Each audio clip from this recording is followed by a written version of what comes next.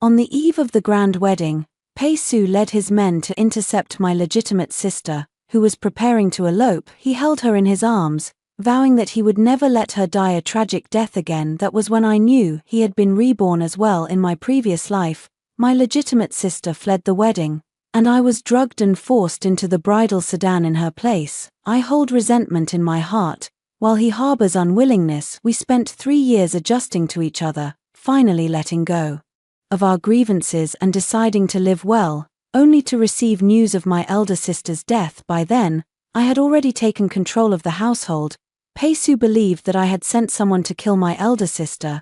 He sat through the night in silence, and from then on, treated me with cold indifference. He filled the courtyard with concubines and fathered a brood of children, yet he never set foot in my room again. Later, he died young, and only on his deathbed did he seem to forgive me. This life's debts and grievances are settled. If there is a next life, we each return to our own places, with no further ties. Indeed, we have both been reborn. He wants to fulfill his long-cherished wish. Coincidentally, so do I. 01 My legitimate sister was caught, and that man was beaten half to death by Pei-su. At that time, Pei-su was only 20 years old, full of youthful vigor, strong and brave. He turned the man's face over and saw that he was a pale-faced scholar, delicate and handsome, unlike Pei-su, who had practiced martial arts for years in our previous life. None of us knew who the man was that my legitimate sister had eloped with. It was done in secret, without a single leak in this life. Pei-su saw clearly that this was a person completely opposite to him. There was a secret sense of satisfaction in my heart. See, Pei-su, my elder sister likes someone completely different from you. It's laughable. In my past life, the concubines Pei-su sought all bore some resemblance to my elder sister. His favorite concubine, named Taonyang, resembled my elder sister by 70%. When Taonyang first gained favor, she was still quite modest. When I realized I held no place in Pei-su's heart, she came to provoke me. Madam and the master's beloved are actually sisters. Yet you bear no resemblance to her at all. On the contrary, I look very much like her. Perhaps this is fate. Taonyang's provocation struck me as laughable, and I immediately slashed her face with a deep cut. That cut was made very deep. Even if it heals, it will definitely leave a scar. I am very satisfied. Alright, now we don't look alike anymore. Taonyang was terrified and fled in tears, leaving a trail of blood behind her. After leaving the court, Pei-su stormed into my courtyard in a rage, grabbed my neck with one hand, and nearly strangled me to death. Song Qingshang, how could you be such a venomous woman? I pulled the trigger on my wrist mechanism, and the hidden arrow shot out, piercing his abdomen. Blood flowed freely. He looked at me in disbelief, pain flickering in his eyes. Song Qingshang, you want to kill me? Keep your concubines in check. If they dare to come, I dare to make them die. That time, Pei-su was injured in the abdomen and recuperated for a month. I was locked in the ancestral hall for 7 days, nearly died, and after coming out, my throat was damaged, my voice became hoarse, and I stopped liking to speak ever since. Peach Niang was sent away, and none of the concubines in the courtyard dared to dance in front of me again.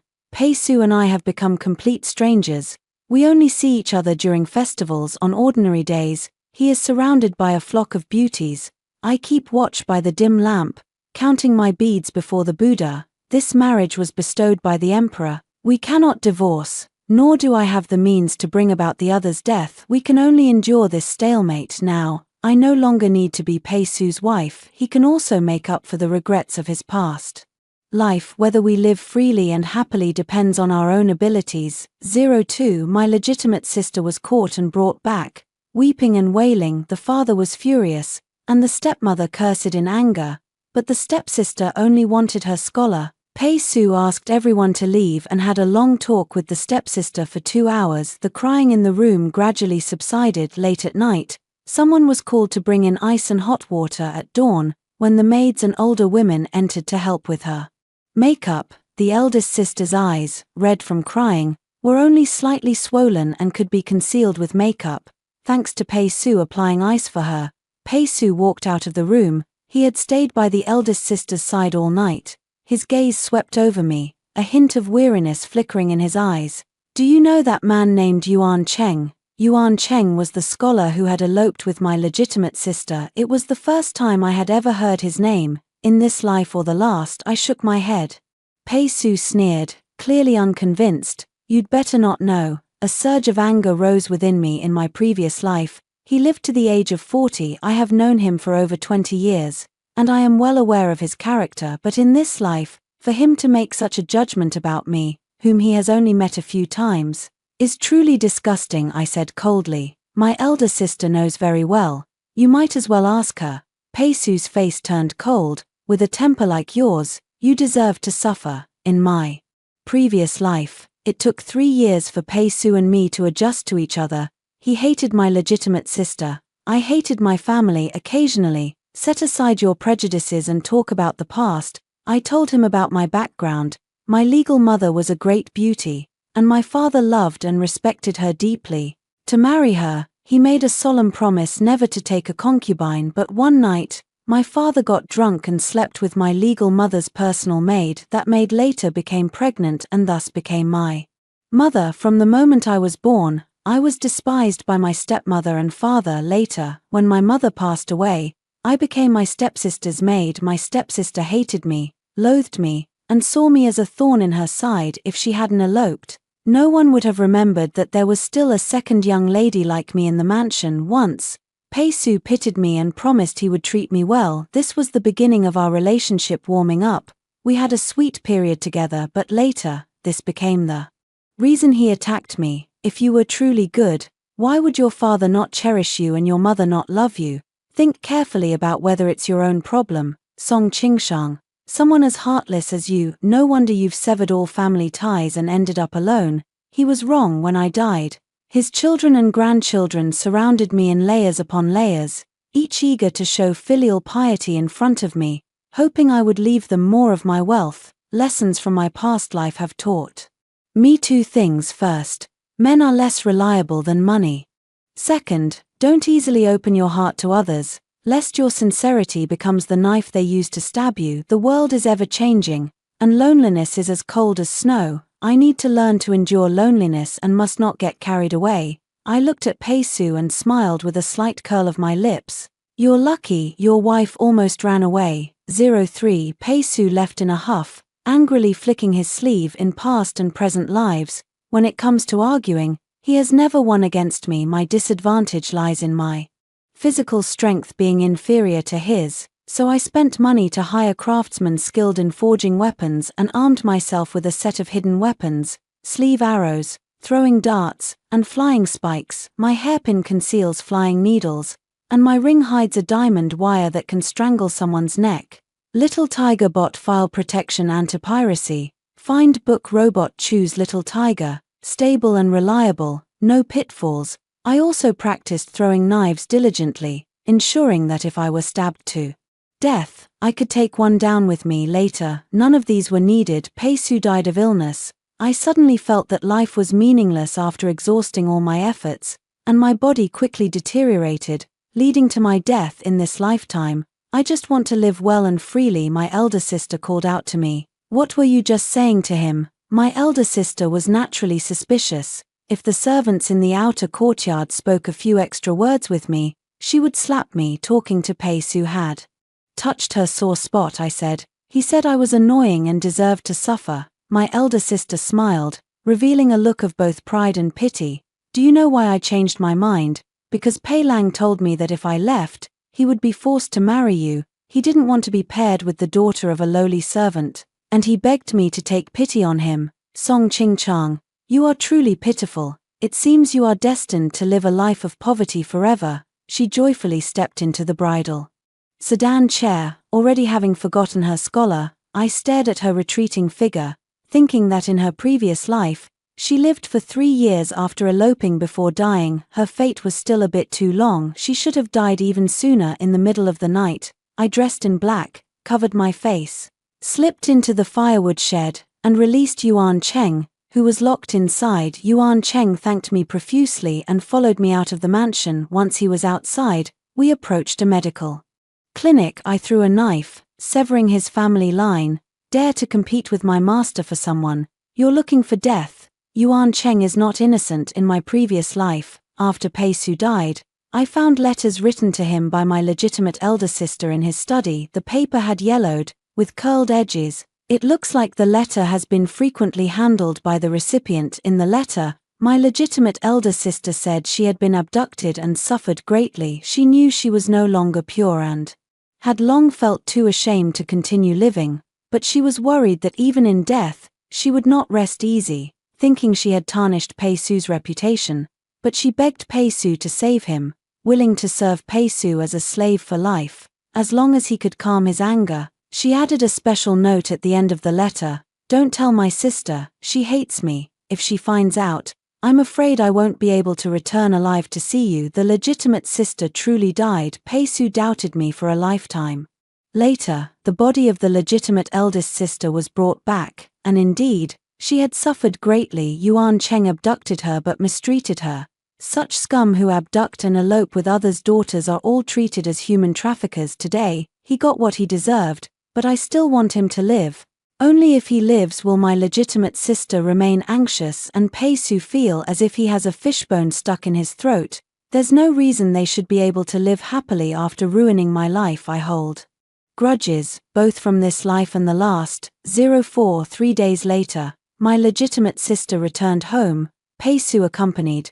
While the front courtyard was filled with feasting and singing, I was in the backyard packing my belongings. In truth, I should have left as soon as I was reborn, but the timing of my rebirth was off. It happened to be the night before my elder sister's wedding. That night, I released Yuan Cheng again. I was afraid that if Yuan Cheng and I disappeared on the same day, people would fabricate stories about us eloping that would disgust me to death. Besides, I still had scores to settle. I might as well wait until the day of returning home, and leave only after seeking revenge. The door was pushed open, and my legitimate sister walked in gracefully. She looked beautiful, with her hair styled in a married woman's bun, adding a touch of maturity. She glanced around my room, a mocking smile curling at the corner of her lips. "Sister, do you believe in past lives and reincarnation?" I looked up, unsure what madness had come over her. She said slowly, "I had a dream, and in that dream, it was you who married Lord Pei. It's a pity that Mr. Pei doesn't like you, leaving you to live a lonely life for the rest of your days."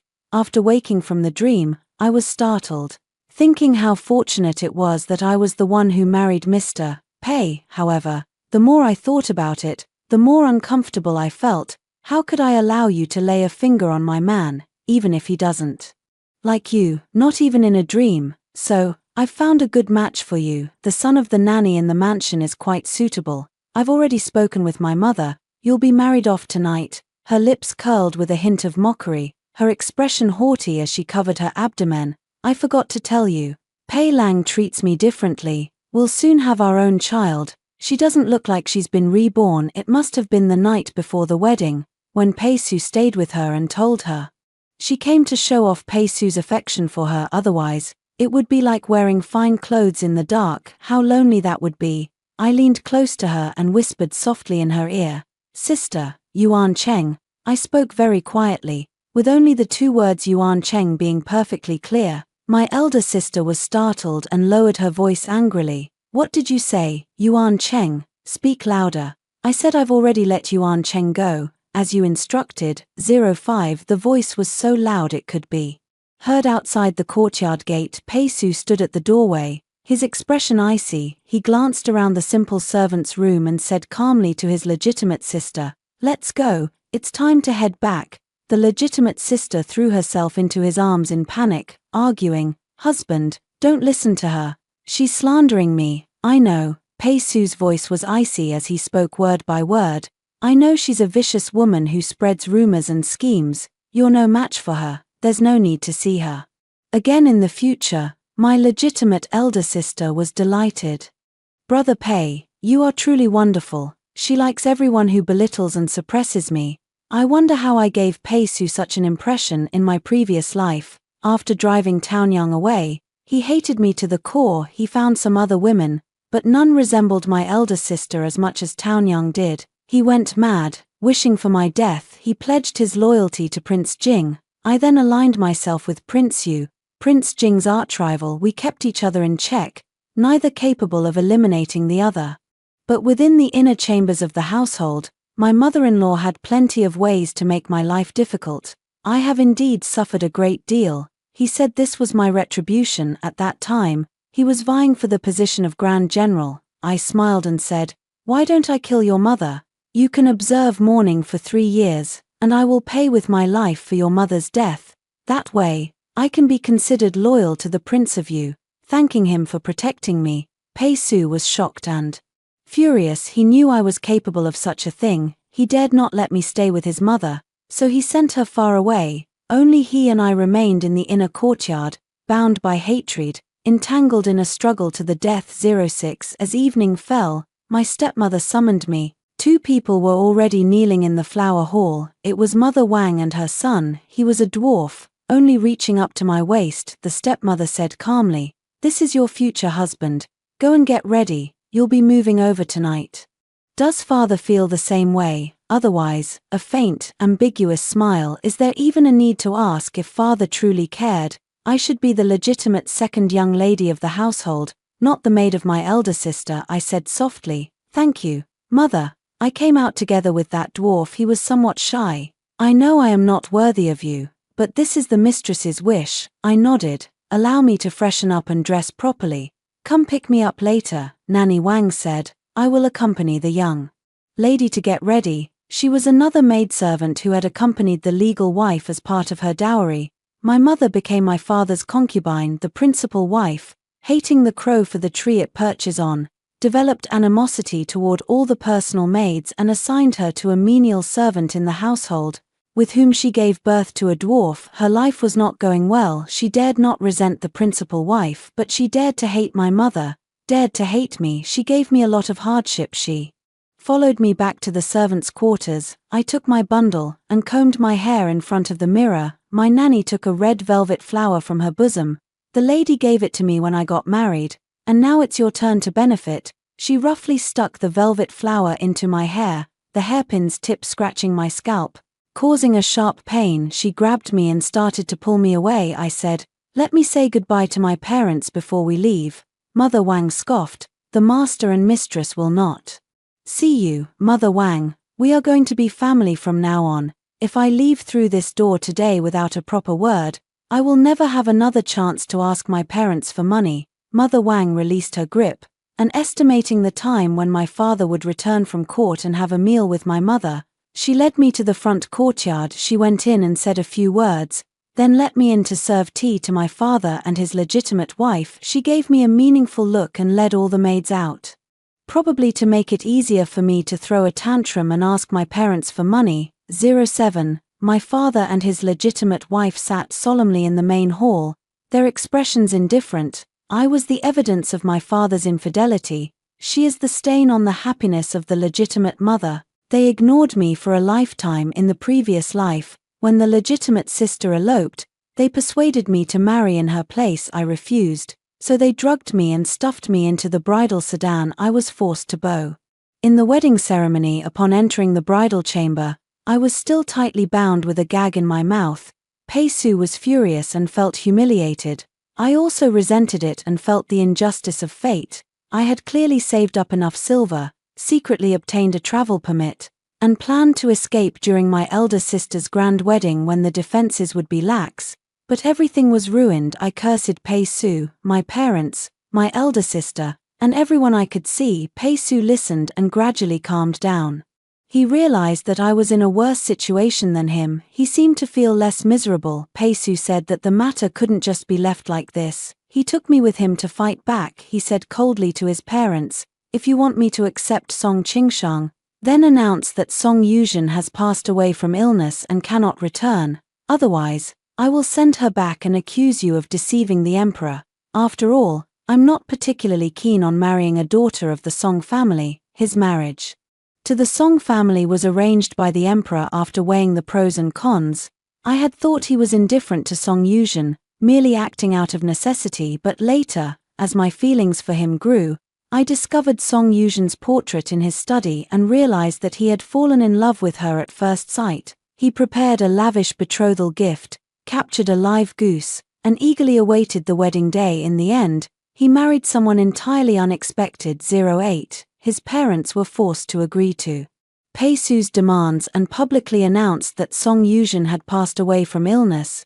They believed Pei-su had been incited by me, deeply resent me, continuously set many obstacles for me, publicly criticized me for being unfilial and insincere in serving my mother-in-law, privately sent beautiful maids to Pei-su. Pei-su felt a bit sorry for me.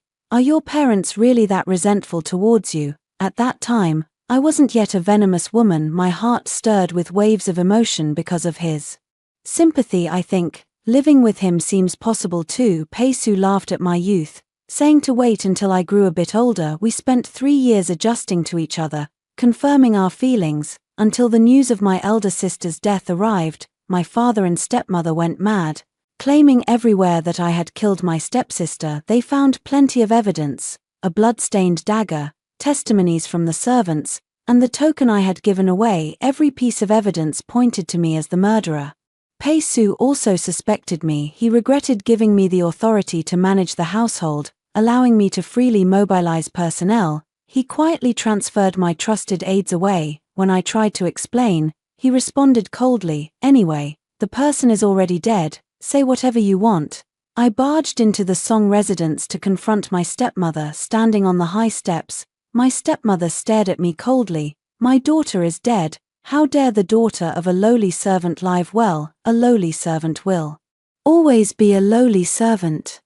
Don't even think about climbing over me in this lifetime. As long as I live, I will make your life a living hell." She kept her word. Many of the concubines Pei-su later took, who resembled his legitimate wife, were all sent to him through her efforts. I learned from her, found a young girl who looked very much like the stepmother and sent her to my father's side. Father indeed lost his way and kept a mistress. The stepmother went mad. She finally understood that a man's belt is undone by himself. The scandals of the Song family are spreading far and wide. Pei-su has begun to fear me. He said, "Your whole family is insane." I also despise myself for being this way. Revenge is revenge, but it made my father feel good. I am very unwilling, taking advantage of the middle of the night. When my father came out from his mistress's place, I had someone cut off his manhood and feed it to the dogs. Now I am completely at ease. The stepmother is now at ease. She began to look down on my father, focusing all her efforts on raising her son. Her son is about to come of age and has already secured an official position. This elder brother used to bully me when we were young. I have a feeling that if he succeeds, my days might not be easy. I sent a male courtesan to my legitimate mother. That male courtesan was skilled at serving people, with exceptional abilities. Not long after, my legitimate mother became pregnant. Later on, the legitimate mother disappeared. The Song family was left with only the father and the elder brother as masters. The father was disabled and dared not let anyone know. The elder brother was in mourning, and the official position he had just obtained was lost. 3 years later, it was uncertain whether he could be appointed to another position, so his official career was in jeopardy. They hate me, yet they no longer dare to speak loudly to me. Pei-su was right. We are all mad. 09. I personally poured the tea, respectfully knelt down, and handed it to my father and the legitimate mother. Daughter is unfilial. This is the last time I will serve my parents. I only wish for my parents to have everything go smoothly and to love each other for a lifetime. Father let out a long sigh, picked up the tea, and drank it all in one gulp. The legitimate mother's lips curled slightly with a hint of mockery. After drinking the tea, she admonished me, "Once you're married, you can't be as carefree as you were at home." Before she could finish her sentence, she slumped into the chair, clutching her head, her eyes glaring at me with fury. My father staggered to his feet, only to collapse clumsily to the ground. I stood up, clapped my hands, and said with a smile, "Top-grade anesthetic, I paid a hefty price for it. You're getting it for free." In my previous life, to protect myself, I sought out many of these unorthodox methods: poison, anesthetics, knockout drugs, any strange or unusual medicine I heard about, I would spend money to acquire. I suffered many losses. Later, I settled on the Tang family of Western Sichuan. His products are good to use as long as you pay. They can even customize for clients. I took the hairpin from my stepmother's head, and the pin flew out, shooting toward my father's crotch. Blood spurted out. Father's eyes widened, his mouth agape, but only a short, low "Horsar" escaped. The legal mother was terrified, tears streaming from the corners of her eyes. I took out a long needle and thrust it into her ear. "Since you only listen to what you want to hear, you might as well not hear at all." I originally wanted to ruin her eyes, but if she were blind, how would she see the Song family's downfall? I had to settle for the next best thing. I dragged both of them into the inner chamber. Rummaging through boxes and cabinets, I found the silver notes, gold and silver, and tucked them on my person. Before leaving, I looked at my father.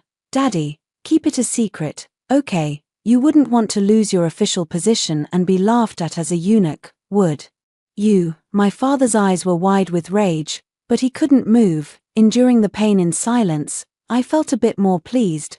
My impression of my birth mother has already faded.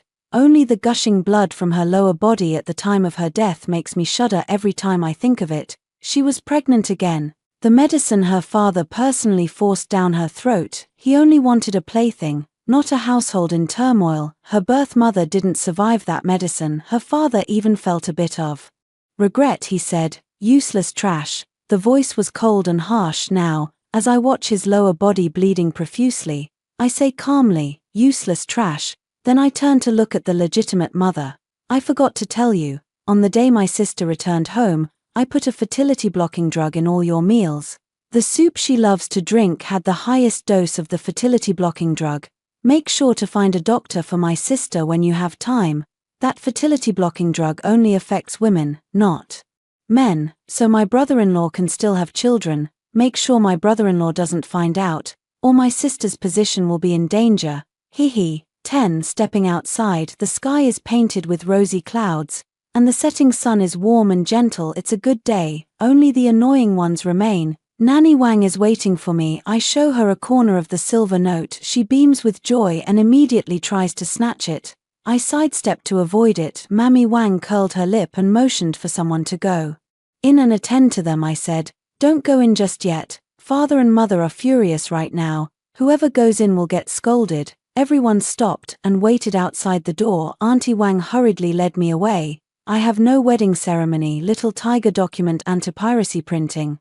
Choose Little Tiger for book robots, stable and reliable, no pitfalls like the other maids in the mansion. She wore a red flower in her hair and carried her own bundle to her husband's home that was considered marriage. Upon arriving at the in-laws' house, whether there is a ceremony depends entirely on their conscience. The dwarf was waiting at the side gate. He came to take my hand. I avoided it. Granny Wang gritted her teeth and whispered, "Wait until we get home, and I'll show you how to deal with you." We finally arrived home. I was pushed into the room, and the door immediately closed behind me. I turned around and shot the sleeve arrow. Granny Wang was shot in the chest. The dwarf's hand was nailed to the wall. Both of them screamed in agony, but I quickly gagged them. I tied them up tightly and stuffed their mouths with hemp seeds. In my previous life, I was forced into the bridal sedan, tied up by Granny Wang. I twisted my hand. The rope cut into my flesh. After being untied, I couldn't lift my hand. It was only after 3 months that I could barely move it, but the tendons and bones were indeed injured, causing a needle-like pain when twisted to a certain position. I broke one of Nanny Wang's arms, and she wept bitterly. She and my birth mother were both the personal maids of the legal wife.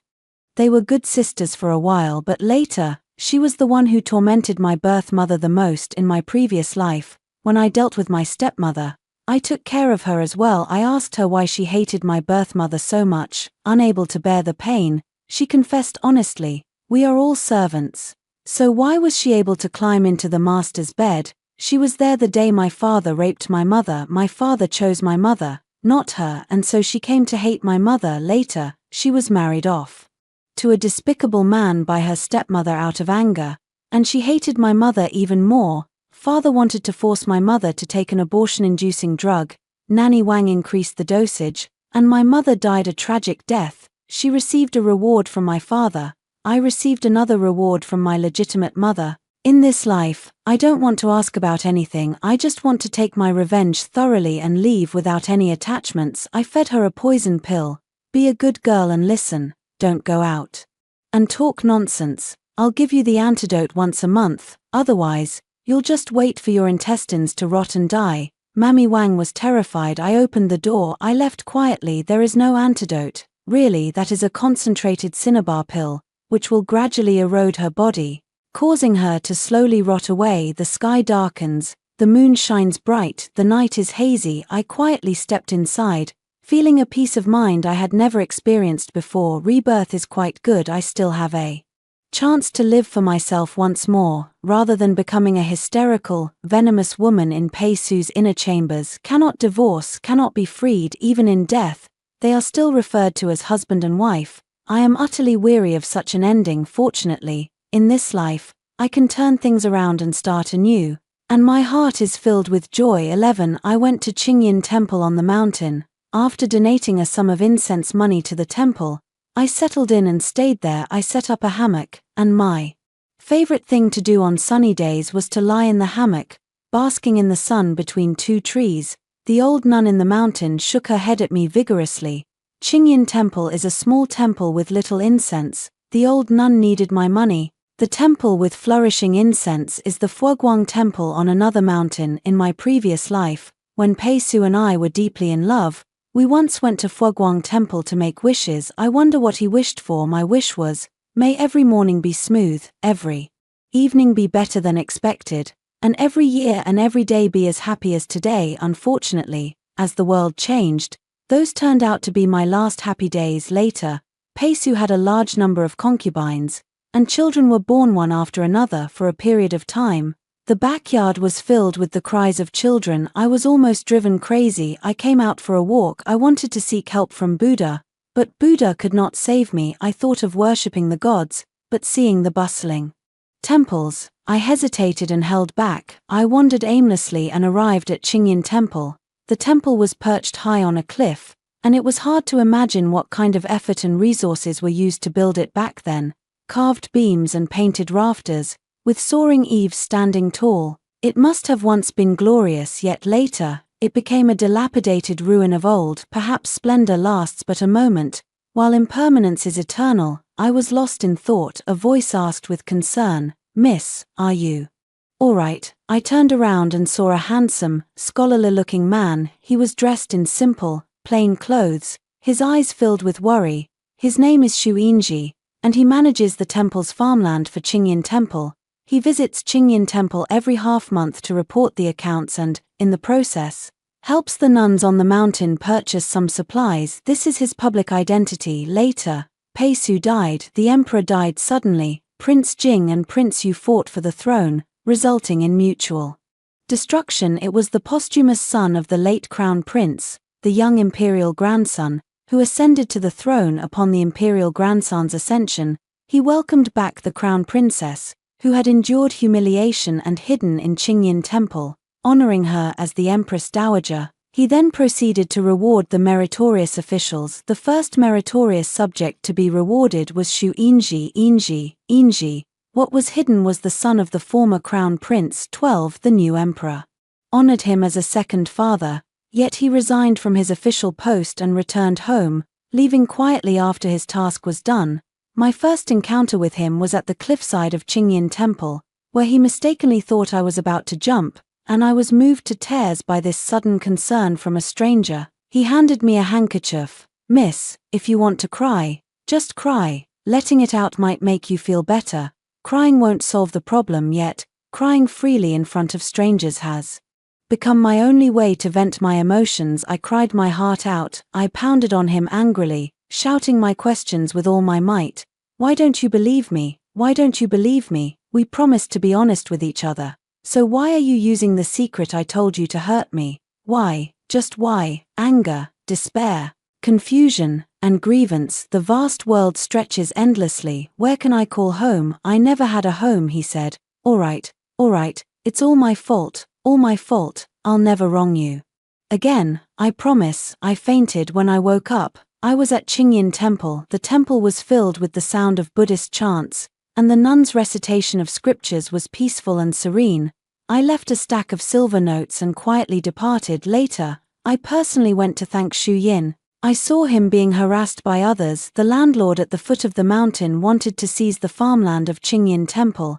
I casually resolved the matter and gave Shu Yin 1,000 taels in silver notes as a token of gratitude for venting my emotions on him. Shu Yin declined to accept it. I insisted on leaving it. A little boy ran over, hugged his calf, and looked up at me with pleading eyes. I took out some candy and gave it to him. The little boy glanced at Shu Yinji. Shu Yinji sighed, took the malt candy himself, took a bite, and waited for a while before giving it to the little boy. At the time, I thought they were just well-mannered and cautious about accepting food from strangers. It wasn't until after the new emperor ascended the throne that I realized Shu Yinji was afraid someone might try to poison the imperial grandson. Out of pity for the child, he tested the candy himself first before daring to give it to him. 13. These are the only few times I met Shu Yinji. Later, I continued to struggle against the world in the Pei family's quagmire, and in the end, I died in sorrow. He changed his name, taught the imperial grandson, achieved success and fame, then resigned from his post and returned home. We had nothing to do with each other ever again. In this life, I came to the Qingyin temple to wait for him. Since I have been reborn in my previous life, I was able to provide so much wealth to the Prince of Yu.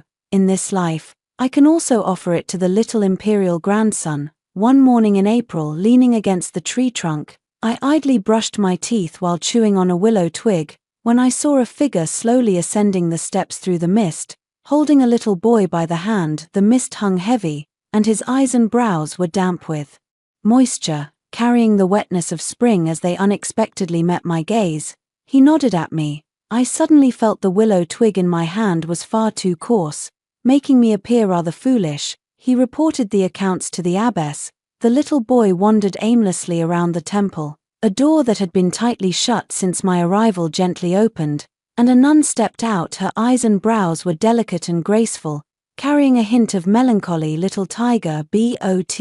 File. Anti-theft. Printing. Find. A. Book. Robot. Choose. Little tiger. Stable. Reliable. No. Pitfalls. Seeing the little boy, her eyes flickered slightly as she said gently, "Dudu, you've come." I couldn't help but let out a chuckle. The future emperor is actually called Dudu. Everyone looked at me. I took out a piece of malt candy and smiled.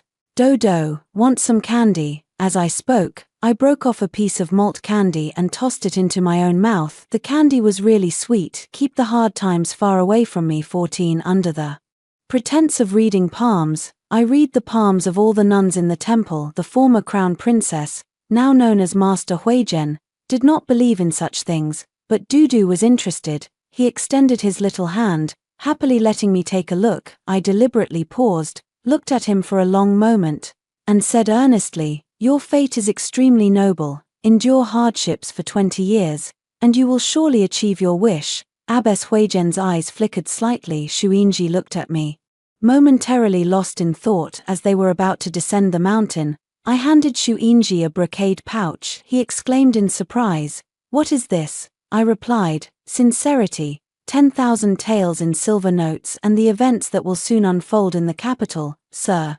Please promise me not to look at it until 3 days later." Shu Yinji remained silent for a long time before agreeing. He is a modest gentleman who keeps his promises. "I will do as I say." Little tiger. Document anti-piracy printing. 4.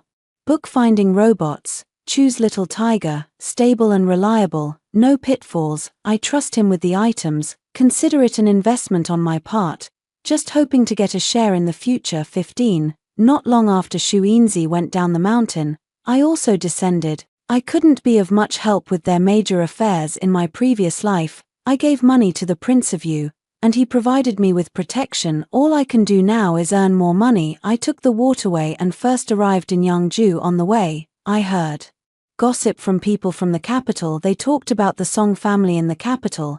It is said that their family has been particularly unlucky lately. First, the second young lady passed away, and Master Song fell ill from grief. In her deep sorrow, Madame Song's hearing was damaged, leading to deafness. Then, there was a scandal about the eldest young lady of the Song family wanting to elope. In short, the matter has spread throughout the city. Everyone says the Song family has been struck by evil. The most eerie part is that the Song family's son-in-law, General Pei, firmly insists that the second Miss Song could not possibly be dead. He has been offering rewards everywhere to find her, demanding to see her alive or her body if dead. It's a full 10,000 taels. Upon closer inspection, you do bear some resemblance to the portrait, miss. The speaker stared at me intently. I beamed with joy, brushing my hair aside to let him see more clearly. Is it really that similar? Why don't you send me there? If we actually get the money, we'll split it 50-50. Go on. She's a well-bred lady from a respectable family, not as sleazy as you. Me. No, Peisu probably realized that I have also been reborn. This matter cannot be hidden. As long as he investigates the injuries of my father and the legitimate wife, he will know it was my doing. Song Qingshang, who had not been reborn, was just a feisty little girl at this time, but the reborn Song Qingshang was a ruthless person with cruel methods. If he wanted to help Prince Jing succeed, he would definitely have to capture me. What I am most grateful for is that he died early, unaware that both Prince Jing and Prince Yu were useless. What truly matters is the little imperial grandson. 16. I arrived in Jiangnan, spent money to settle down. Within a year, I managed to establish my own farm and shop. News from the capital gradually trickled in. The Song family fell into decline. Song's mother lost her hearing. Song's father underwent a drastic change in temperament. Pei's mother knew that Song Yuzhen couldn't bear children and began actively arranging concubines for Peisu. Peisu had waited 2 lifetimes to finally win his beloved, so he naturally refused. The Pei household became a battlefield every day. When the family had nearly exhausted themselves with the commotion, I released Taonyang a year ago. I had someone find Peach Lady and redeem her from the brothel to be cared for. One day, my subordinate came to report to me, saying that Peach Lady seemed to have changed. They heard her muttering, "Great, one more time, and I will definitely make that bitch Song Qingshang wish she were dead." She became exceptionally calm, no longer showing the panic of not knowing where her future lay. I knew then that Taonyang had also been reborn. I had raised her for over half a year, only letting her discover one piece of information on her own. Peisu had also been reborn. Taonyang was overjoyed. She immediately seized an opportunity to escape and headed to the capital to seek refuge with Peisu. From the Jiangnan region to the capital, the journey is long. She's just a young woman, and I'm not at ease with her traveling alone. I simply hired a bodyguard for her. The bodyguard is named Yuan Cheng. His only task was to watch over the girl from afar, ensuring she arrived safely in the capital. A year ago, Yuan Cheng was castrated but didn't die. He crawled to a medical clinic and was saved. After recovering from his injuries, he ended up at the Nanfeng house, becoming a male attendant who served men. I had someone redeem him and trained him to become an assassin. Peach Girl was his first mission. The moment he saw Peach Girl, he was momentarily stunned, then he concealed the hatred in his eyes, went against my instructions, and boldly went up to strike up a conversation with her. "Miss, are you heading to the capital?" Peach Girl turned to look back, seeing that the person speaking to him was a handsome scholar. She smiled gently. "Yes, I'm going to find my husband." "What a coincidence. I'm also heading to the capital to look for an old friend." The two journeyed together, and unexpectedly, some tender feelings began to blossom between them. However, Taonyang ultimately let reason prevail over her heart's desires. Upon arriving in the capital, she decisively bid farewell to Yuan Cheng. Yuan Cheng, unwilling to accept this, followed her from a distance. Seeing Dao Niang waiting outside the Pei residence, she rushed forward as soon as Peisu appeared, tightly embracing him and sobbing, "Pei Lang, I've returned. Why didn't you come looking for me? Do you know how much I've suffered missing you?" Peisu initially intended to push her away immediately. Upon hearing her words, he paused his hand and asked in disbelief, "Dao Niang, woo, it's me, my lord. I've missed you so much." "Ah, who hit me?" Dao Niang was greeted by Song Yuzhen's resounding slap. She briskly pulled Dao Niang out of Peisu's embrace and delivered several sharp slaps. "Where did this lowly servant come from? Never seen a man before, and she dares to throw herself into my husband's arms." When she finally saw Dao Niang's face clearly, she was utterly stunned. "Peach Niang resembles her own sister more than I do." "Husband, you." Peisu was extremely embarrassed. "Let's talk about it when we get back." 17. Since then, the Pei family has become a breeding ground for Gu. Every day brings good news. Song Yuzhen and Taonyang are locked in a life-and-death struggle. Song Yuzhen has the backing of Pei Su, but behind Peach Girl was Mother Pei, who was eagerly hoping for a grandson.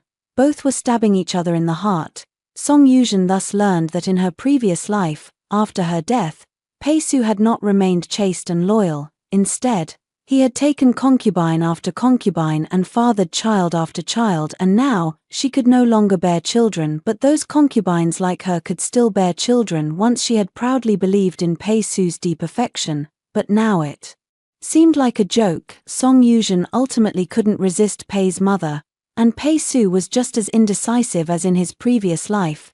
Taonyang was about to be taken as a concubine.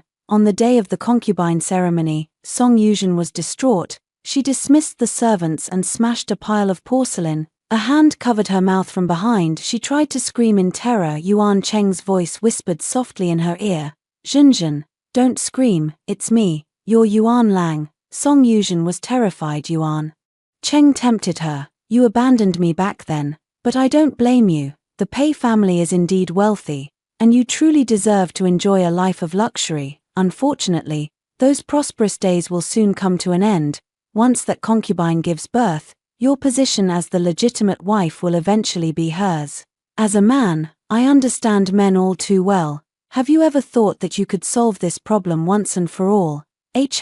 How can I solve it once and for all?" Song Yuzhen's voice trembled. Yuan Cheng chuckled lightly. "As long as Pei Su can't have children either, won't you be even? Are you crazy?" Song Yuzhen whispered in a sharp tone. Yuan Cheng sneered without a word, taking out a bottle of medicinal powder. Later, Song Yuzhen felt that she was the one who had gone mad. She took the medicinal powder and ordered someone to summon Pei Su. Perhaps Pei Su felt guilty, for he truly came. Song Yuzhen presented a bowl of sobering soup, her eyes glistening with tears as she looked at him. Pei Su drank it all in one gulp, his voice strained as he tried to comfort her. "Zhenzhen, don't worry, I just want to have a child. Once the child is born and handed over to my mother to raise, I will send her to the estate and never see her again." Song Yuzhen had no time to respond. Yuan Cheng suddenly burst in, and without a word, shot a dart and fired a sleeve arrow. He grabbed Song Yuzhen and ran outside. "Zhenzhen, let's go." Song Yuzhen was so frightened that her teeth chattered. This was not what she had expected. 18 The two did not escape. They were captured by the house guards and knelt in the main hall. Pei Su glared angrily, clutching his chest. He had seized the dart but failed to dodge the sleeve arrow. Still sustaining an injury, he asked Yuan Cheng, "Where is Song Qingshang? What is your relationship with Song Qingshang?" "Song Qingshang? Who is that?" "The second daughter of the Song family. Isn't she dead?" "Then who is your master?" "I don't know. I've never seen him." Pei Su felt that something was off. "In my past life, he hated me to the core, even suspecting that I had deliberately sent Yuan Cheng to seduce my elder sister. But now, he was quite certain that I had no connection with Yuan Cheng. He had indeed suspected me wrongly." He then asked, "I clearly let you go, so why did you try to assassinate me again?" Yuan Cheng sneered coldly. "You made me less than a man, so why should I spare you? But now you're just like me." The hangover soup you drank contained a sterilizing potion, and the sleeve arrow was coated with poison. "From now on, you and I are exactly the same." "Ha ha ha ha ha." Song Yuzhen's teeth chattered. Taonyang's face was filled with astonishment. Pei Su cried out in disbelief, "Go fetch the doctor, quickly." 19 The moment the doctor confirmed the diagnosis, Pei Su stared at the ceiling, feeling that life was like a dream. He had clearly been given a second chance to make up for the regrets of his life, so why was he living even worse than in his previous life? He had dealt with Yuan Cheng, confined Song Yuzhen and Taonyang. He began to focus wholeheartedly on his career. He was convinced that I was hiding in Prince Yu's residence, and like a mad dog, he urged Prince Jing to attack Prince Yu. He held many secrets and quickly became Prince Jing's confidant, forcing Prince Yu to make frequent foolish moves. In this life, the emperor died even earlier than in the previous one. The capital fell into chaos. The two princes killed each other. In the midst of the crisis, the crown princess arrived with a force to support the throne. When all the dust settles, the Prince of Jing died in battle. The Prince of Yu hanged himself. Pei Su fled the capital. the crown princess ascended the throne with her young son, and the world was at peace, and I intercepted Pei Su, who was fleeing by boat on the Feng River. His face was pale, his cheeks scarred, his figure gaunt, and a deep gloom lingered between his brows. He stood solemnly at the bow of the ship, gazing at me from afar. Song Qingshang, I never thought we would end up here again. I smiled. Indeed, perhaps you and I are natural adversaries, unable to coexist under the same roof. However, this time, I won, of course. Last time, I didn't lose either. Before I died, I handed over all my family wealth to the new emperor. The only request was that your descendants should rely on their own abilities in the future. No one should try to benefit from my influence, and my kindness will never extend to your offspring. Pei Su gave a bitter smile. Do you hate me so much? Shouldn't I asked coldly. He was the only person to whom I had ever entrusted my true heart. In an instant, he cast that sincerity aside like worn-out shoes. He didn't believe in me. He resented me, favoring the concubine and suppressing me. If I hadn't found Prince Yu as my backer, I would probably have become just a wisp of a ghost in this deep mansion. Pei Su laughed heartily, looking up at the sky. The grudges from our past lives are settled. If you want to capture me and claim credit in this life, then come and do it yourself. Book recommendation: looking for a book-finding robot that prevents file piracy? Choose this one. It's reliable and won't let you down. Am I crazy? I raised my hand, and countless arrows flew toward the small boat he was riding in, once again reenacting the story of borrowing arrows with straw boats. Pei Su collapsed in disbelief. He was sensible enough not to fall into the river, saving me the trouble of fishing him out before he died. His lips trembled, and tears slid down his cheeks. He must have wanted to say something, but I just stared at him calmly until he breathed his last. I returned to the capital with Pei Su's body. The new emperor was overjoyed and granted me the title of princess. Xu Yinji remained as the second father. The crown princess became the empress dowager, ruling from behind the curtain. I requested to raid the Pei family. I released Song Yuzhen and Taonyang from the dungeon. Taonyang was startled when she saw me. I slapped her 3 times hard and then told her to get lost. She trembled like a sieve before she rolled away. I said calmly, the grievances between us are settled. From now on, be a good person and don't think about harming others again, or else, I'll make you regret it. I won't dare anymore. Dao Niang ran away crying. In my previous life, she provoked me, and I retaliated in this life. Her ability to be reborn is a blessing. I hope she makes good use of it and doesn't act foolishly again. Song Yuzhen trembled as she looked at me. What do you want to do? I took the long needle handed to me by the servant and had her held down. Amid her terrified screams, I pierced her ears, rendering her deaf, and sent her back to the Song family. The Empress Dowager, grateful for the silver notes I had repeatedly sent her and pitying the hardships I endured in my youth, issued an edict stripping Song's father of his official position. The Song family was to be exiled to a harsh, desolate land. When I first regained my life, I wished for everyone to die, but due to various reasons, I couldn't easily take a life. But later, after enduring a period of hardship at Qingyin Temple, my desire to kill wasn't as strong as before. Death can sometimes be a simple matter. Living in pain is the true atonement. They will become slaves in the exile lands, just like Lady Pei, and there will be people specifically assigned to watch over them, ensuring they never enjoy a single day of comfort. After finishing all this, I walked out of the Pei residence, but I saw someone waiting for me outside the door. It was Xu Yinji. He was holding an umbrella, dressed in simple clothes. When he saw me come out, the corner of his lips lifted slightly. Miss Song, it's been a long time. How have you been? The past and present rush toward me. The person before me now merges with the figure from my past life, who stood at the edge of a cliff, mistakenly thinking I was about to jump. I look at him, smile slightly, and say sincerely, I'm fine, everything is fine. The mist and rain have always been like passing travelers, while the mountain temple and green hills are old friends. After hearing the first story above, what are your thoughts? Feel free to share your opinions in the comments section. Next, there is another similar story. Let's continue to see. If you hadn't gotten into the wrong bridal sedan, Wanna would have been my wife long ago. You've ruined Both my life and Wanus, exhausted and seriously ill, I listened in shock to my husband's cold words. After 6 years of marriage with Zhao Huairan, supporting him to become the top imperial merchant of Yang, it still couldn't compare to his regret over not marrying the one he truly loved. 6 years ago, I, who was supposed to marry into the Marquis household, ended up in the wrong bridal sedan by a twist of fate and was forced to marry Zhao Huairan, the son of a merchant family. From being the wife of the heir to becoming a merchant's wife, I never once felt regret, but I never imagined Zhao Huairan would hold such resentment all along. How utterly laughable. A mouthful of blood spewed out, and my life was completely severed. In the 10th month, Yangjing was bitterly cold, with patches of unmelted snow still on the ground. Lin residence. Miss, the Marquis of Xuanping's household has come to propose marriage. The maid, Lan Xiang, rushed in with a face full of joy. I opened my eyes and found myself reborn 6 years in the past. This year, I am 17, and the Marquis of Xuanping's household has finally come to the Lin family to propose to me. Wang Lingrui, the heir of the Xianping Marquis, is my betrothed, promised to me before I was even born. Back then, my birth mother, Lady Pei, and the wife of the Xianping Marquis were praying for blessings at Daxing Temple when they encountered bandits.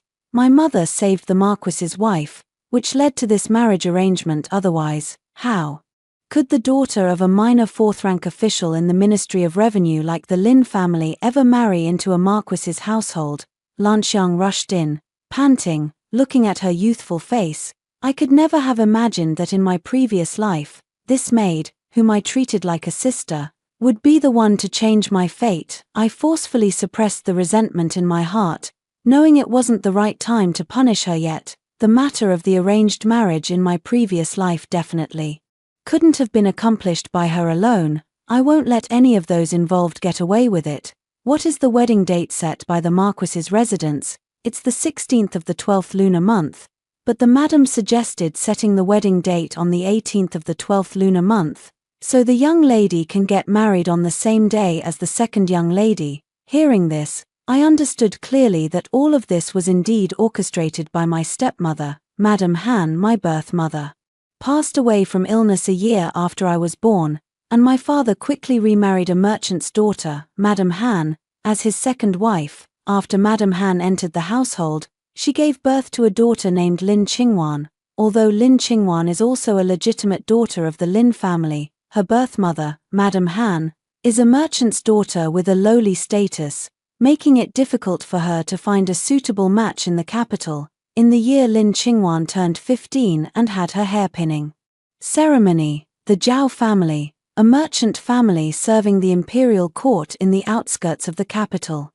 came to the Lin residence to propose marriage between their son, Zhao Huairan, and Lin Qingwan. After careful consideration, the Lin family agreed to the marriage between Lin Qingwan and Zhao Huairan. However, unexpectedly, 2 months later, the Marquis of Xuanping's residence, which was originally supposed to propose marriage next year, also came forward to propose to me ahead of schedule, and so, I and Lin Qingwan were arranged to marry on the same day. On the day of my wedding, I mistakenly got into the wrong bridal sedan and ended up marrying into the Zhao family, while Lin Qingwan married into the Marquis household.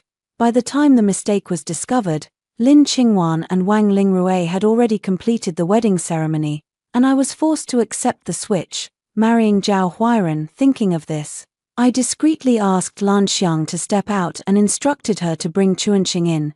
Chuanxing was also my personal maid. However, in my previous life, before I got married, Chuanxing's elder brother and sister-in-law came to the Lin family to redeem her freedom.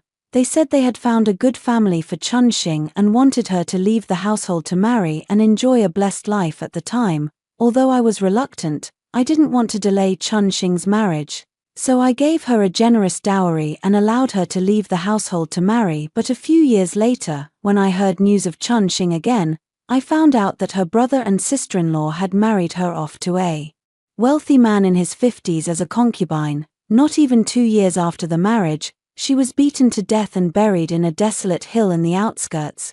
I feel extremely guilty, blaming myself for not properly vetting Chuanxing and sending her into the tiger's den. This time, I won't let Chuanxing be deceived by her brother and sister-in-law, and I will ensure they receive the punishment they deserve." Soon after, Chuanxing walked in, carrying a plate of walnut cakes. "Young lady, your nose is so sharp.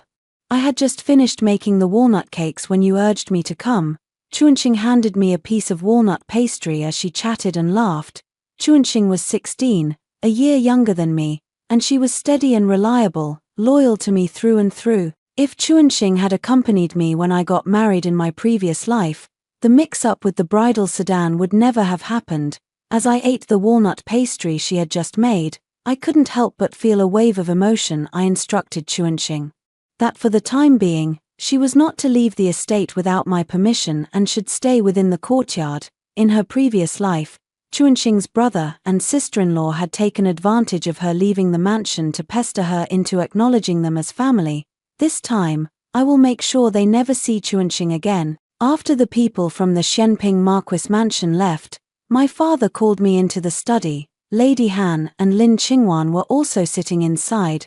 "Shua, come sit here." Quickly, Lady Han gestured eagerly for me to sit beside her. Seeing this mother and daughter pair, I tried my best to conceal the hatred in my heart and calmly took my seat. "Shua, today the Marquis of Xuanping's family came to propose marriage, and the wedding date has been set for the 18th of December, the same day as your sister's wedding. With both of you sisters marrying on the same day, I can finally give an account to your mother. If your sister's spirit in heaven knows, she will surely be very pleased." Lady Han was the first to speak, using a handkerchief to wipe away non-existent tears from the corner of her eyes. Lin Qingwan also began to wipe her tears. Watching the two of them put on such a fake performance, I silently cursed myself for being a fool in my previous life. Seeing this scene, I foolishly felt so moved that I hugged Lady Han and cried together with her. It was truly beyond redemption.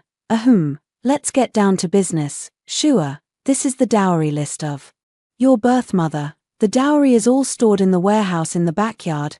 Have your mother help you sort through this dowry properly and add it all to your own dowry." Father's light cough interrupted the performance of Han and her daughter. Father is a man with a cold heart, yet he tries to maintain an appearance of fairness. On the surface, he handed over my mother's dowry to me, but he had Han help organize it. This way, when my mother's dowry was distributed to Lin Qingwan by Han, I would have no reason to blame him if I didn't pursue the matter. Han and Lin Qingwan, who benefited from it, would be grateful to him. If I did pursue it, he could openly shift the blame onto Han. No matter what, he would always appear to be a fair man. Father, my sister and I are getting married on the same day. Mother has already worked hard enough preparing her dowry, and I truly cannot bear to see her go through the same effort for me. As for the dowry left by my late mother, let my aunt handle it. My aunt once said that before my mother passed away, she left a wish that when I get married, my aunt would take care of my dowry. I believe my aunt will not go back on my mother's final request. Both father and Lady Han looked at me in surprise, never expecting that I would know about this matter. In my previous life, when my aunt learned that I had set a date with the Marquis household, she came specifically to prepare my dowry, mentioning that it was my mother's dying wish. However, in that life, in order to arrange the marriage exchange, Lady Han did not withhold my mother's dowry, so I persuaded my aunt not to interfere and let Lady Han handle it. Seeing that Lady Han indeed did not dare to embezzle the dowry left by my mother, my aunt reluctantly agreed, but in the end, my entire dowry was sent to the Marquis household and became Lin Qingwan's dowry. When I suggested exchanging back the dowry, my father flatly refused. "You were the one who got into the wrong bridal sedan. This is all your fault. Moreover, your sister married into the Marquis's household in your place, so this dowry is only fitting for the wife of the Marquis's heir. Now that you've married into a merchant family, how could you possibly deserve such a lavish dowry?" My father's cold indifference has completely chilled my heart. This time, my dowry will go with me to the Marquis' residence. No one can take it away. After thinking for a while, my father nodded in agreement. He also knew that my aunt has a fierce temper, and once she gets involved, no one can stop her. A flicker of unwillingness crossed Hancha's face, but it quickly disappeared. A few days later, my aunt, Xiesha, arrived. Seeing her again, I couldn't hold back my tears. In my previous life, I married into the Zhao family, and not long after the wedding, I followed Zhao Huairan back to his ancestral home in Huizhou, 300 kilometers away. After that, returning to the capital was not easy. In the first 2 years, Zhao Huairan would take me back to the capital whenever he had the opportunity to deliver tribute silk. In the following years, Zhao Huairan no longer took me out. I could only focus on managing the household and serving my parents-in-law. After that, I never saw my aunt again until she passed away. My aunt had always cared for me the most.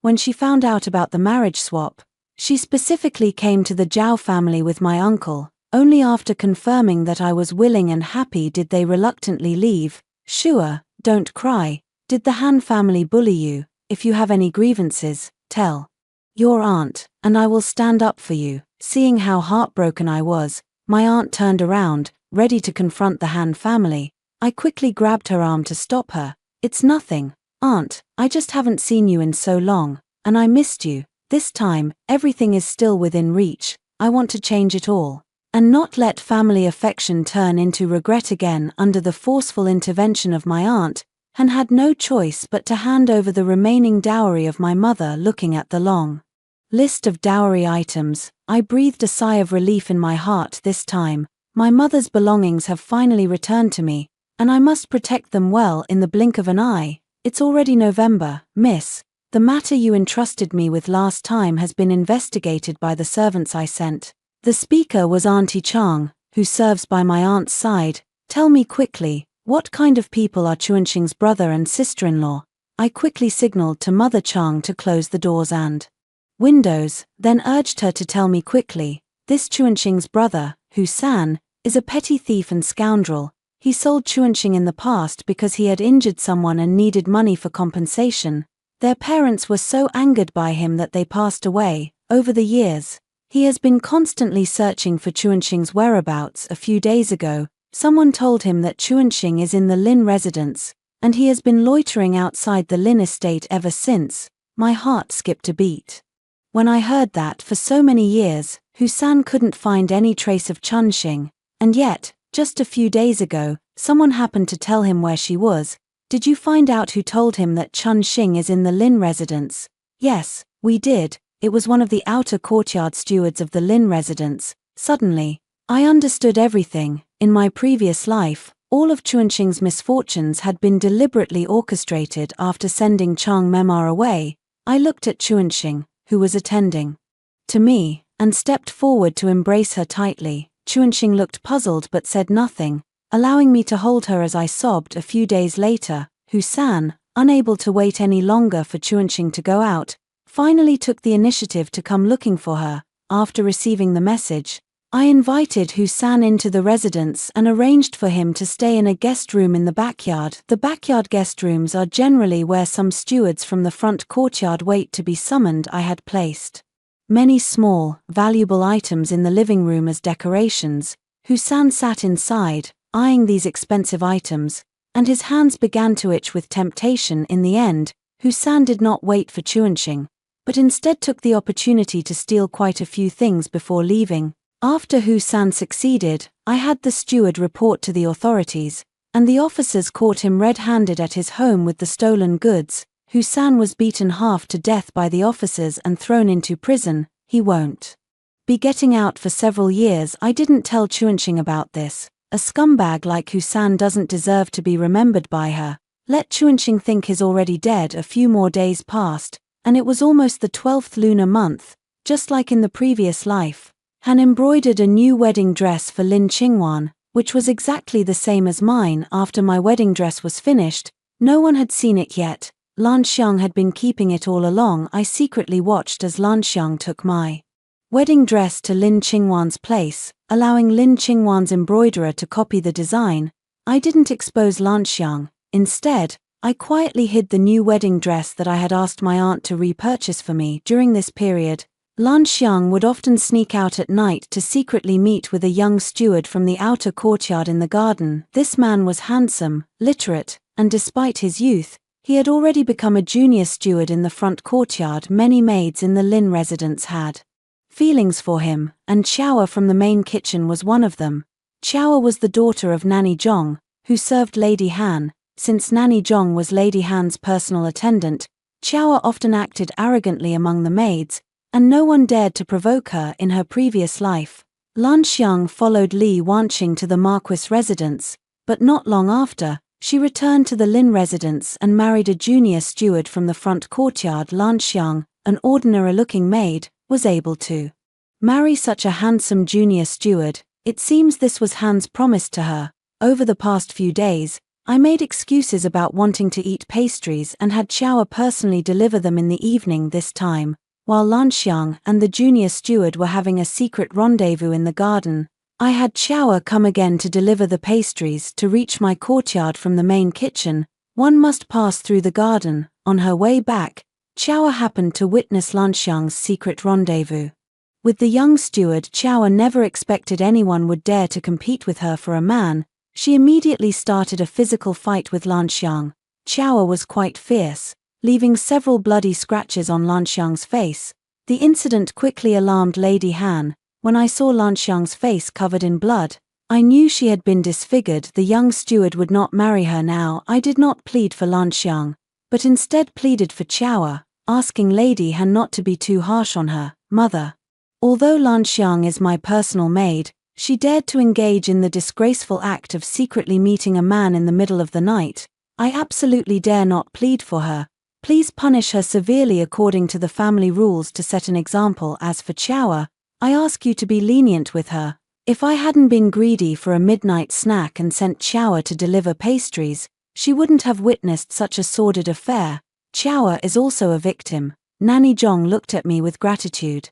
While Lady Han's face darkened, Han had been waiting for me to plead for Lan Xiang, so she could give her a way out and let the matter pass lightly. Unexpectedly, I showed no regard for any sentiment and directly insisted that she punish Lan Xiang according to the family rules. Han hesitated, surrounded by servants on all sides. If she handled this unfairly, her years of reputation as the household manager would be called into question. If gossipy people spread the word, the entire Lin family's reputation would be ridiculed by outsiders.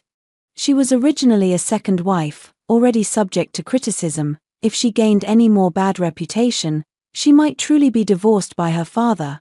After hesitating for a long time, Han made up her mind and ordered Lan Xiang to be punished with 20 strokes of the rod before being sold out of the household. The minor steward was given 20 strokes of the rod and sent to an outer estate, while Chawa was penalized with 3 months' deduction of her monthly allowance. Upon hearing this, Lan Xiang collapsed to the ground, looking at me with pitiful eyes, unable to believe that I did not plead for her. Recalling my past life, when Lan Xiang helped me into the wrong bridal sedan, betrayed me, and caused me a lifetime of misery, my gaze turned icy cold. Lan Xiang felt a chill in her heart under my gaze. Guessing that I might have learned everything, terrified, she began pleading with Lady Han. Madam, you can't treat me like this. I did it all for you. But before she could finish, Mama Zhong stepped forward and stuffed a piece of torn cloth into her mouth. Soon, Lan Xiang was forced onto the long bench, letting out continuous cries of agony until eventually, no more screams could be heard. I watched as Lan Xiang was beaten with 20 strokes of the rod, left in a state between life and death. And only then did I return to the courtyard with satisfaction. The next day, I heard from Chuanxing that Lan Xiang had not survived until dawn and had already passed away. Lan Xiang's death did not affect the preparations for the wedding banquet in the mansion. In the blink of an eye, the 18th day of the 12th lunar month arrived. The day of the wedding. Early in the morning, I was woken up to get dressed and have my hair done. Lady Han sent her personal attendant, Mother Li, to assist me. Eldest miss, your hair is done, it's time to change into your wedding dress. After saying this, Mother Li went to fetch the wedding dress hanging in the room. I gave Chuanxing a meaningful look, and she went into the inner room next door, bringing back a wedding dress with a different embroidery style. I'll wear this wedding dress. I walked over to Chuanxing and pointed at the wedding dress in her hands as I spoke. Mama Li's face stiffened, and she wanted to persuade me further, but she was stopped by my icy glare. After helping me into the wedding dress, Mama Li hurriedly left. I knew she was going back to inform Lady Han. I didn't stop her. but instead turned to instruct Chuanxing. Chuanxing, today you must stay close by my side and see me onto the Marquis's bridal sedan. Chuanxing nodded firmly in agreement. A while ago, I told Chuanxing that I had a dream where I got into the wrong bridal sedan and, by a twist of fate, ended up marrying Zhao Huairan. Chuanxing thought I had a nightmare and vowed not to let it happen, promising to stay by my side on the day of my wedding. This put my mind at ease. Not long after, someone entered the courtyard. It was Granny Chen from the main kitchen, carrying 2 food boxes. Miss, this is the 100 Suns Lotus Blessing Soup that the mistress ordered to be brewed. She insists that you must take a sip to receive the blessings. Old Lady Chen opened a food box, revealing 2 bowls of lotus seed soup inside. Old Lady Chen handed 1 bowl to me and the other to Chuanxing. You are fortunate, Miss Xing. As the young lady's personal maid, the mistress specifically instructed that you should also have a bowl, Old Lady Chen said flatteringly to Chuanxing. I frowned slightly and gave Chuanxing a meaningful look, but she was in no hurry to drink it. In my previous life, Lady Han had also prepared 2 bowls of lotus seed soup, but she only gave them to me and Lin Qingwan right before we got into the bridal sedan chairs. After drinking it, I sat in the bridal sedan. The swaying of the sedan made me dizzy, and I felt dazed all the way to the Zhao family. This time, having me drink the lotus seed soup so early, I'm afraid there might be something wrong with this soup. Take this to second sister first. The lotus seed soup is a bit too hot. I'll drink it later. I looked at another food container beside Granny Chen, set down the bowl, and sent Granny Chen away. She was taken aback and quickly said, "This lotus seed has been simmered all night. It's not hot at all. Once you finish it, young miss, I can take the bowl back with me to save another trip." I slapped the table, my face darkening, and Granny Chen was so frightened that she immediately retreated. After Granny Chen had left, I had Chuanxing call in the 2 rough work maids from the courtyard and gave them the 2 bowls of lotus seed soup as a reward. Before long, the maid who had drunk Chuanxing's bowl of lotus seed soup began to have a stomachache and rushed straight to the outhouse. The other maid, who had drunk my bowl of lotus seed soup, surprisingly had no issues at all. Chuanxing's face turned pale. Even if she were foolish, she knew by now that there was something wrong with her bowl of soup. No wonder I didn't let her drink it. I looked at Chuanxing, reached out, and held her hand, reassuring her not to worry. This time, I wouldn't let Lady Han succeed. The panic in Chuanxing's eyes gradually subsided as I comforted her. Before long, the sound of gongs and drums filled the air outside. The wedding processions from the Shenping Marquis Manor and the Zhao family had both arrived. Lin Qingwan and I, dressed in wedding gowns and holding fans, entered the hall to bid farewell to my father and Lady Han. Just like in my previous life, the heir Wang Lingrui and I served tea to my father and Lady Han. My father gave me a few conventional words of advice about serving my husband and raising children, while Lady Han gifted me a white jade bracelet. Next, I was supposed to drink a bowl of departure tea, symbolizing blessings and the woman leaving with purity and integrity. When the tea was brought over, I picked up the cup and deliberately took only a small sip. When I got up and returned to the side, I realized that Chuanxing, who had been by my side all along, had suddenly disappeared. She was replaced by an unfamiliar maid, and my heart tightened as I became fully alert. Soon after, a wave of dizziness washed over my mind. I immediately understood that the tea I had just drunk was indeed problematic. I pulled out the golden hairpin hidden in my sleeve and gently pricked my thigh. A sharp, intense pain jolted me awake momentarily. I gripped the golden hairpin tightly, occasionally pricking my thigh to force myself to stay alert. Soon after, Lin Qingwan and I were both covered with identical red veils.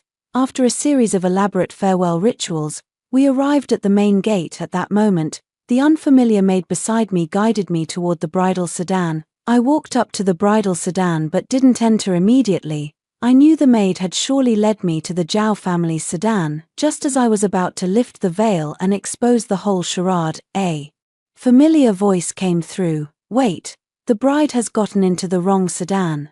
It was the voice of the young master, Wang Lingrui. He had recognized me. "The bridal sedan from the Marquis's residence is over there." After Wang Lingrui finished speaking, the maid beside me was so frightened that she immediately took 2 steps back. I lifted a corner of my bridal veil and met Wang Lingrue's gaze. As our eyes locked, I gently lowered the veil and walked up to him. Upon recognizing me, Wang Lingrue showed an expression that said as expected, but then he glanced at the maid behind me with a puzzled look. When I walked back towards the Marquis's bridal sedan, the people around seemed to finally react. Am I seeing things? The bride almost got into the wrong sedan. The Marquis's side has an 8-person palanquin and such a lavish wedding procession. How could the Lin family send the wrong bride? This is truly unbelievable. Fortunately, the heir noticed in time, or it would have been a disaster. I listened to the discussions of the surrounding crowd and slowly sat down in the Marquis's 8-man sedan chair. Immediately after, the Marquis's wedding procession, with gongs and drums, carried me toward the Marquis's residence. I lifted the sedan curtain and saw Lady Han standing at the main gate with a gloomy expression, while Lin Qingwan, looking back every few steps, was walking toward the Zhao family's bridal sedan. I breathed a long sigh of relief in my heart this time. I had finally changed the outcome of my previous life at the Marquis of Xuanping's residence. Wang Lingrue helped me out of the bridal sedan chair, and amidst the crowd, we completed the wedding ceremony. I was no longer the shy young girl from my past life, and I sat calmly in the bridal chamber. I don't know how much time had passed when the door was pushed open and Wang Lingrue walked in. May I take a look at that ruby pendant on your waist? Wang Lingrue did not rush to lift my veil, but suddenly asked about the ruby pendant at my waist. I let out a soft sigh, relieved that I had gambled correctly. This ruby pendant was no ordinary one. It was shaped like 2 fish, head to tail, forming a unique design. It was said that this ruby pendant was a token of love between a princess and her consort from the previous dynasty. After surviving the turmoil of war, it eventually became part of my mother's dowry in my previous life. This ruby pendant, which was part of my dowry, ended up becoming Lin Qingwan's dowry. When Wang Lingrue saw this item among Lin Qingwan's dowry, he asked for it, but Lin Qingwan firmly refused.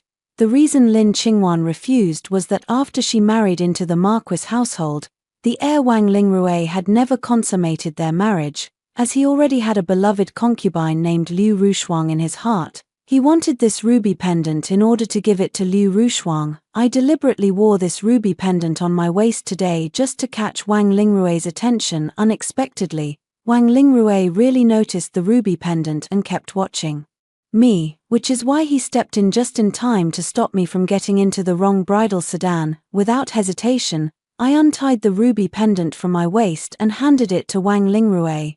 Wang Lingrue was overjoyed and was about to reach out to take it when I spoke up. Young master, if you like this jade pendant, I will give it to you. However, my personal maid Chuanxing, who came with me as part of my dowry, has suddenly gone missing today. I am very worried about her safety and hope you can send someone to the Lin family now to find Chuanxing and bring her back.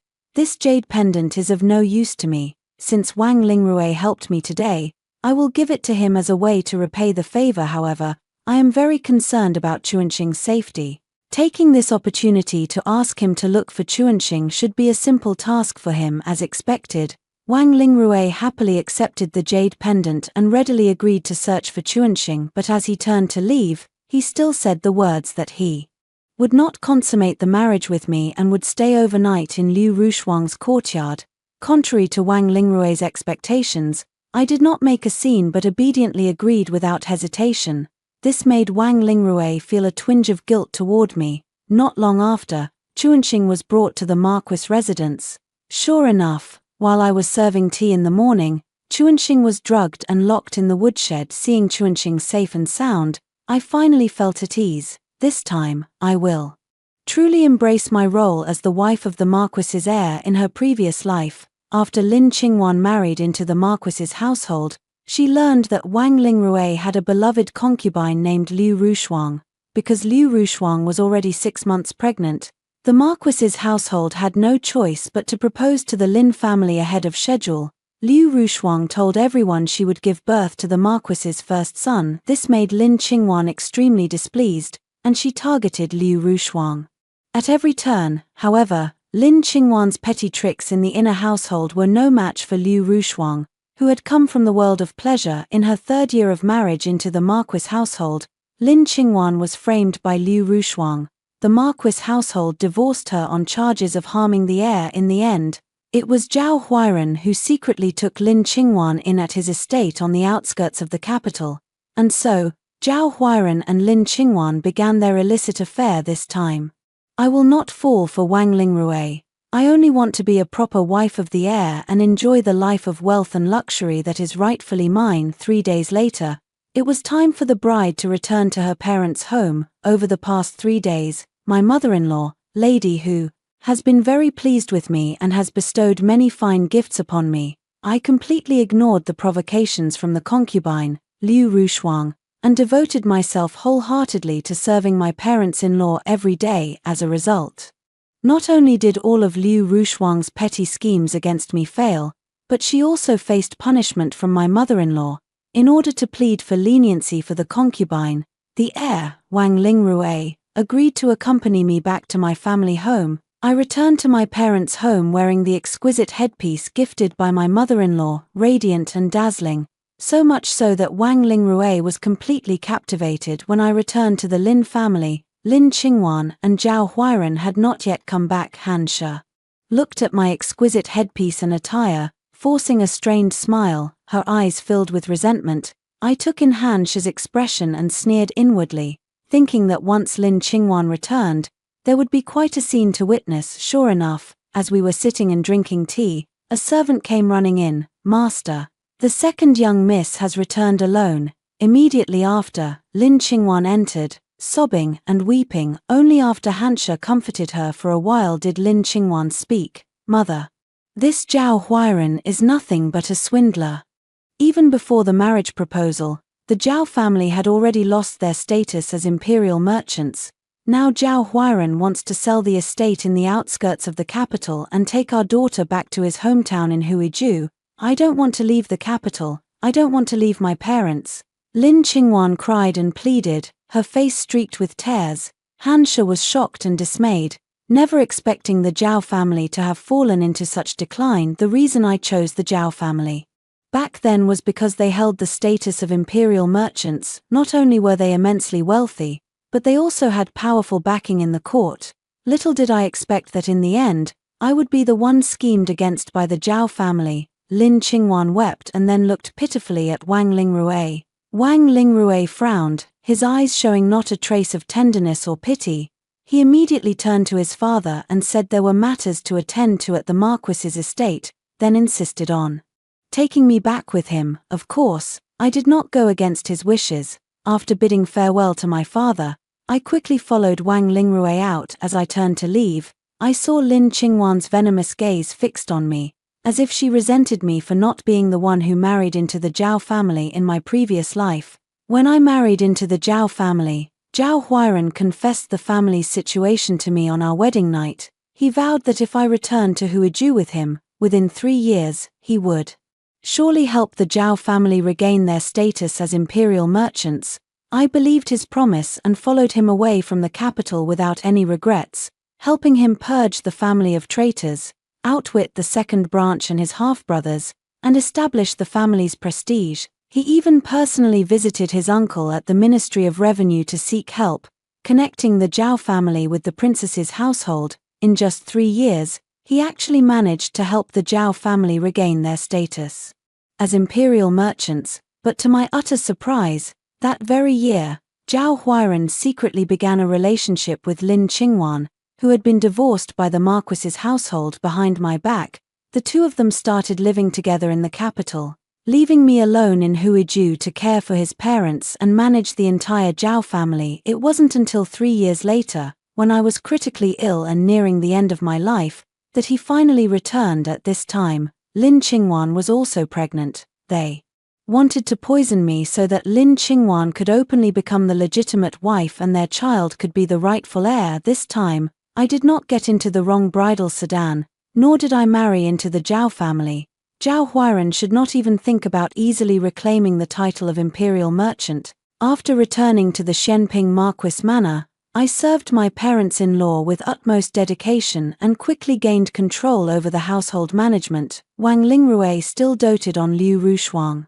And I also instructed the servants to take good care of her, and so, Liu Rushuang soon reached her due date. After a day and a night of labor, she finally gave birth to a son, and the Marquis Manor welcomed its first heir. However, due to the toll of childbirth, Liu Rushuang's health was damaged, and her intimate relationship with Wang Lingrui was no longer harmonious. Gradually, Wang Lingrui stopped favoring Liu Rushuang exclusively, and the number of concubines in the rear courtyard began to increase. I sneered inwardly, thinking, indeed, a man's lasting devotion does not exist. Liu Rushuang, neglected day after day by Wang Lingrui, developed a heart ailment and soon passed away.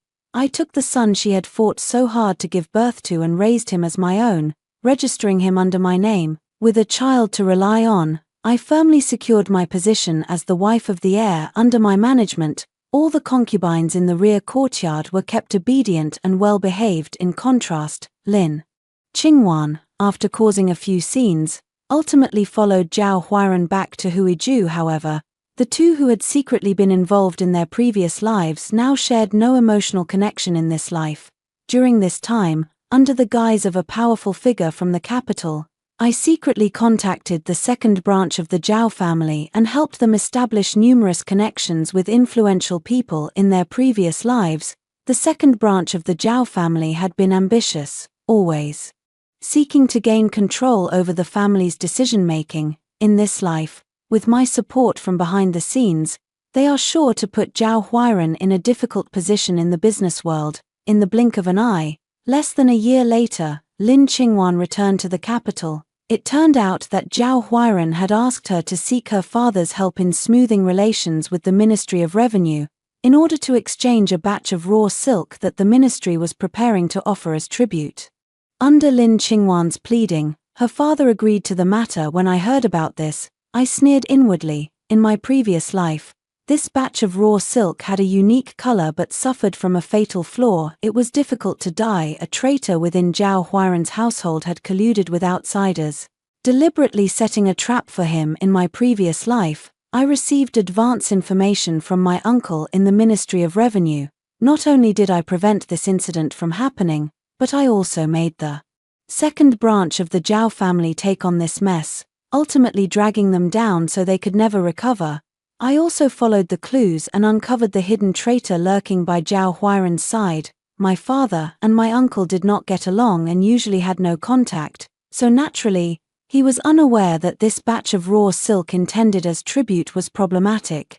Soon after Zhao Huairan obtained this batch of raw silk, the Zhao family suffered a significant financial loss and missed the launch of their new silk products. Zhao Huairan was isolated by the Zhao family members, and the second branch took the opportunity to demand a division of the family, leaving the Zhao family on the verge of falling apart.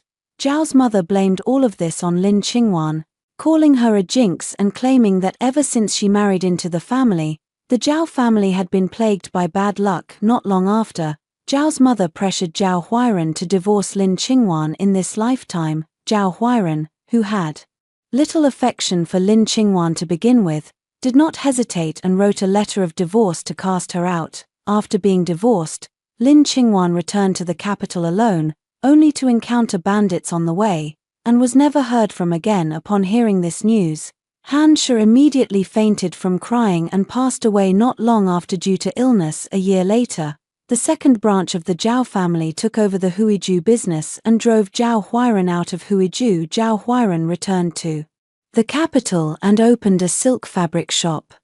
But the business never took off. I heard that this silk fabric shop has extremely bad feng shui. As soon as business starts to pick up, the shop catches fire or the roof leaks. Strange incidents keep happening. One day, I stopped my carriage and walked into Zhao Huairan's silk fabric shop.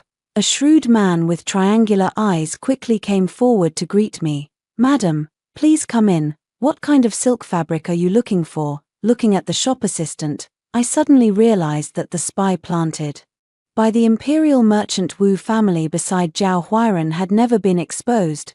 This was the reason Zhao Huairan had been unable to make a comeback. I felt a sense of melancholy. Perhaps rather than letting Zhao Huiran die outright, making him unable to restore the Zhao family's status as a royal merchant for the rest of his life would cause him even more suffering than death. 2 more years passed, and I found a like-minded junior steward for Chuanxing in the Marquis's household and arranged her marriage. The heir, Wang Lingrui, had also matured. He no longer indulged in the concubines in the inner courtyard and took up a position as a deputy commander in the city defense battalion.